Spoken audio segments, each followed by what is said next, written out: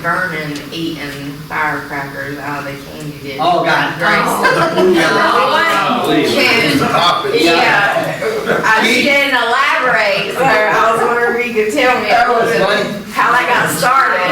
I didn't hear that. I didn't hear that. Remember the firecracker pop balls? Yeah. They come in multiple colors. Yes, and the candy And dish. I don't know if any of y'all have seen, it looked like, almost like some of them Boston baked beans. things Yeah, they used to yeah, come they were out. They were like that, they were, Kind of like the space dust used to look like, except it was a little bit yeah, bigger. but it had these little notches in it Yeah. all, and it Yeah. looked like candy, it really did, It was at Christmas time, so, we all had, kind of, was throwing them and popping them. I always got this idea, so, put some of these in a candy dish, and let's see how many people. Put some of them in a candy dish, and Linda was like, she would, we was all for it, because we done found out what they were. Yeah, you were in on it, man. Well, guess who come in first? Dr. Martin? Of course. Oh. And love candy. So we come in, and he walked around, we was talking, and all of a sudden he looked over and he saw it, and he just reached out like, and then he popped 2 or 3 in his mouth, and when he chomped down, they went off, He get away with one of the fillers out of his teeth. Elvis said, he laughed till he couldn't, he said, wouldn't you know it, he said, he said, anybody, it had to be Danny. How funny did Vernon think it was? They didn't think it was Wow. Elvis did a lot of things that, and of course, crazy all of us did too. We didn't really think about the danger of it, at the time, because it just seemed, oh yeah, that'd be a lot of fun to do it, crazy. And I mean, we talk about it today, and like Linda Thompson said, we're lucky we're still alive. Because I know when we'd go to the fairgrounds, well, we'd all get, he would rent the fairgrounds and just be our group and a few of the fans that he let come in. And Billy and Richard and Priscilla was here, and I would get on Priscilla and Elvis and Billy and Richard Davis and whoever Richard was with, and then the other people in behind. And we were on a roller coaster. We'd and when they got on the top, we'd get on the top of the roller coaster. Billy, Richard, and Elvis would get off up on the top of the track. And then that, they'll come back in, and the guy running it would almost have a heart attack. And then when the front 2 seats was empty. so just keep it going, and when we went back up, they'd hop back in. And I mean, on top of the dang roller coaster, and so the manager finally, Wimpy Adams was the manager, and he finally said, oh, please, don't do that, Lord, I don't have enough insurance. He said, I can just see myself shut down, No, man, that's pretty scary. That chain's going right beside you. Yeah. Well, actually, the chain is in the middle. Yeah. Oh, no, right? Well, when he gets right to the very top, the chain, the cars behind it, it's still pulling him. It's not till the last car that it dropped. So when it got up there, it's going real slow. Yeah. It almost stops on the top, and they get out. Plenty of room, Oh yeah, that's a real roller coaster. It was real wide, and then when it went over, but it went well, when he saw it coming in, he looked and he done that, and he got, of course, he come in, up to the platform where you unload. Man. Boy, he was looking. There's so many. Where's Elvis? Elvis does too, pretty tough. Where's Elvis? But go ahead. I know you were a little boy when Thank you you. had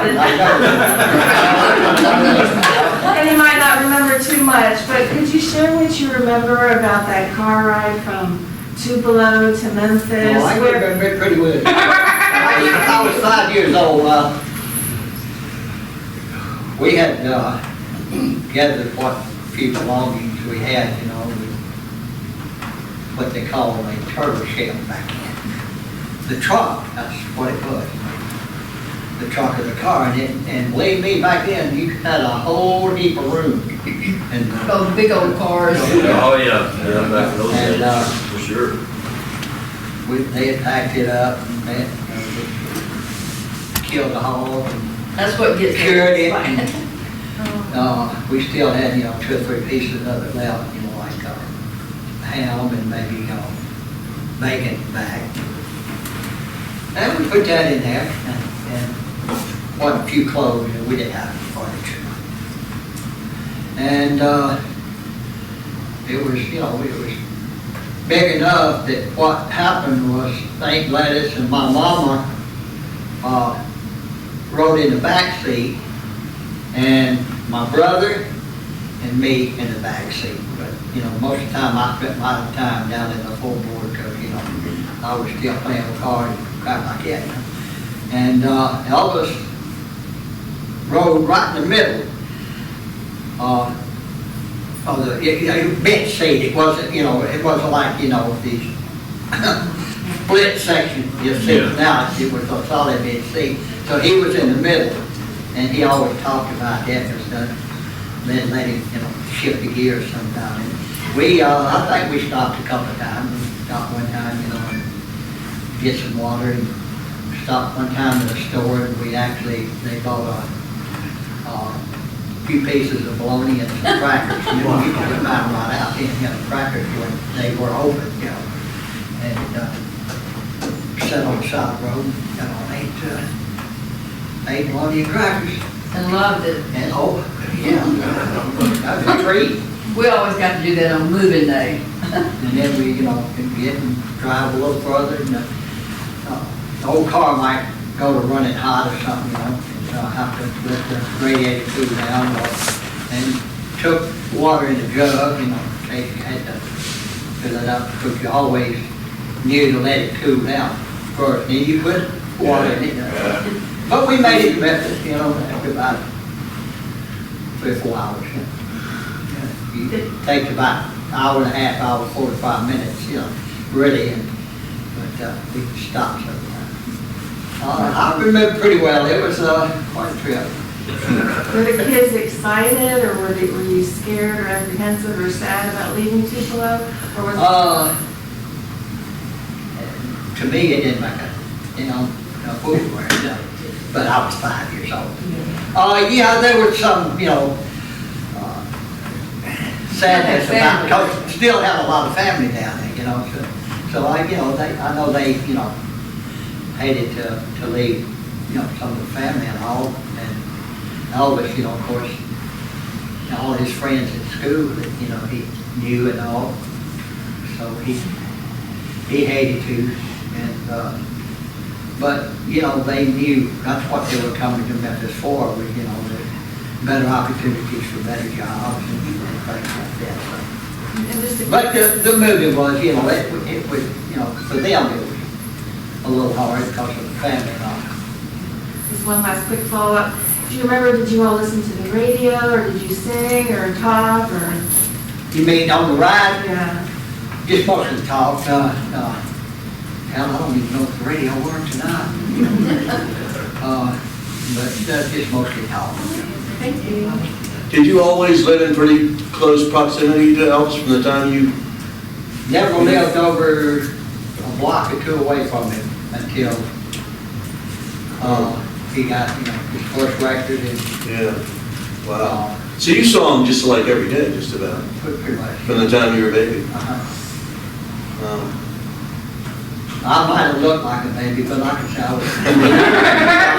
I was 5, you know, and then from there on, you know, even at 5, I had a fair memory. Now, if you go back to 2 or 3, I might remember 1, 2 little things. You know. What's your first memory of knowing you were, you know, him as your cousin? That's his. Your earliest memory of Elvis? My first memory of him, I was probably about 3, and we lived on North Green Street. And Tupelo. they had a swing, bench swing, chains on down, the old timey type swing. And I remember him pushing in the swing for a while, which wasn't very long, even, but, I remember that. Like I say, I can remember riding an old mule to the field with my daddy, was, and I was about 3 then. Got some little things, but not a whole lot. Now, at the age of 5, I can remember pretty good from that home. I mean, I remember well when we got to Memphis and, Was it an apartment that you? no, it was a 2-story building, actually, and they had changed it into, like upstairs apartment, downstairs apartment. They were renting it out, It still had furniture in it, that's where and what happened, my daddy and Uncle Martin came to Memphis, 3 weeks before, and they had, because they were trying to find a place to then. So they found this place on Washington Street. That's when we came up. I have a unique question, I guess. Elvis and Priscilla got married May 1st in a casino or Aladdin. I've always heard they got married in a fever. And then, of course, 1 week later, Ann-Margret married her guy in a casino. And so I'm just kind of curious, was there any discussion or anything about the coincidence of that?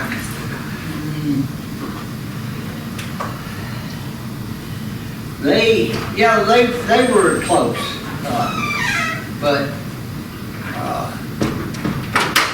about a year after living in Las Vegas, after you done that, they pretty much were drifted apart. Elvis and Ann, they might have gotten married, don't think so. But their careers were too much alike and going too big at that time. And I don't think either one of them considered marriage at that time. But she always cared for Elvis, and I think he cared for her. I don't know exactly when she married Roger Smith. It was a week later. Well, And she was a but they had super seen nice. each other in a good while, before he got married to Priscilla. Who hired Dr. Nick?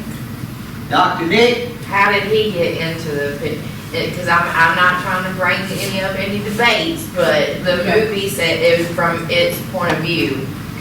Colonel picks up the phone, Dr. Nick's services is no longer needed. So to me, I interpreted that as Colonel hired Dr. Nick, and especially when Elvis so-called takes him back, he says, Daddy, tell Colonel, want things to go back the way it was, Daddy, tell him to send up Dr. Nick. But I had also heard it didn't happen like that. How he met Dr. Nick actually. was down at the ranch. Yeah, but it was through Barbara Klein. Yeah. Barbara Klein worked for Dr. Nick. Yeah. And she was married to George Klein. And Elvis was looking for a doctor that, I forgot what it was on the ranch. it was on the ranch. I don't remember what happened. I heard it was saddle sore or something like that. Saddle sore? Whatever, I heard it somewhere. I don't know. You never know what you read, that's why I asked. But anyway, she worked for Dr. Nick, so she introduced him. We're like rawhide, Yeah.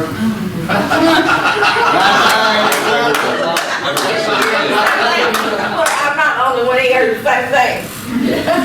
Anyway, but now she's right, that's how, But Carl didn't fire Dr. Nick. No, he kept saying. He was not fired. And later, So that whole thing, I don't need your services anymore, okay. I don't know if he said that or not, but I mean, Dr. Nick was there till the end. But- He was not fired. That, even if Colonel did it, it wouldn't have made any difference, because Elvis was paying him, and Elvis would tell Colonel just like he'd tell anybody else, Yeah. I'll take care of this. It's my Colonel just business here. controls so much. Yeah. So, if anybody got rid of Dr. Nick, it'd be Elvis. Yeah, that was just something I didn't understand from the movie. Yeah. We have learned I over the noticed years that. about the butt end of fire people, you know. Billy had a good lesson with Sal, and he got fired. That was the only time I ever interfered.